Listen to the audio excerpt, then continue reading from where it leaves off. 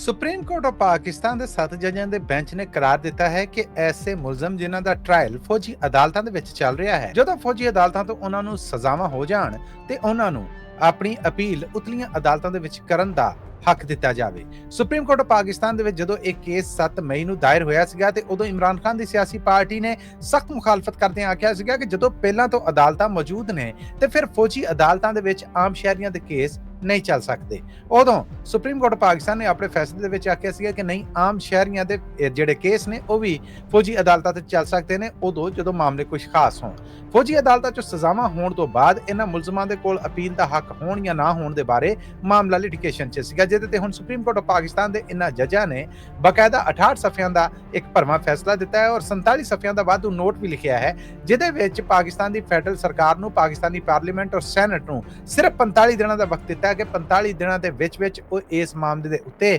ਕਾਨੂੰਨ ਬਣਾ ਦੇਣ ਔਰ ਇਸ ਕਾਨੂੰਨ ਦੇ ਤਹਿਤ ਐਸੇ ਲੋਕ ਜਿਨ੍ਹਾਂ ਦਾ ਮਿਲਟਰੀ ਕੋਰਟ ਦੇ ਵਿੱਚ ਟ੍ਰਾਇਲ ਹੋਏਗਾ ਜਾਂ ਉੱਥੋਂ ਉਹਨਾਂ ਨੂੰ ਸਜ਼ਾ ਹੋਏਗੀ ਤੇ ਉਹ ਆਪਣੇ ਹੱਕ ਨੂੰ ਵਰਤਦਿਆਂ ਹੋਇਆਂ ਉਤਲੀਆਂ ਅਦਾਲਤਾਂ ਦੇ ਵਿੱਚ ਅਪੀਲ ਕਰ ਸਕਣਗੇ। ਇਹ ਅਪੀਲ ਕਿੰਨੇ ਦਿਨਾਂ ਦੇ ਵਿੱਚ ਹੋਏਗੀ, ਇਹ ਮਾਮਲਾ ਤੇ ਕਾਨੂੰਨ ਸਾਜ਼ੀ ਤੋਂ ਬਾਅਦ ਹੀ ਜ਼ਾਹਰ ਹੋਏਗਾ, ਪਰ ਫਿਲਹਾਲ ਸੁਪਰੀਮ ਕੋਰਟ ਪਾਕਿਸਤਾਨ ਨੇ ਫੌਜੀ ਅਦਾਲਤਾਂ ਤੋਂ ਸਜ਼ਾ ਪਾਉਣ ਵਾਲੇ ਲੋਕਾਂ ਨੂੰ ਅਪੀਲ ਦਾ ਹੱਕ ਦੇਣ ਲਈ ਕਾਨੂੰਨ ਸਾਜ਼ੀ ਦਾ ਹੁਕਮ ਦੇ ਦਿੱਤਾ ਹੈ।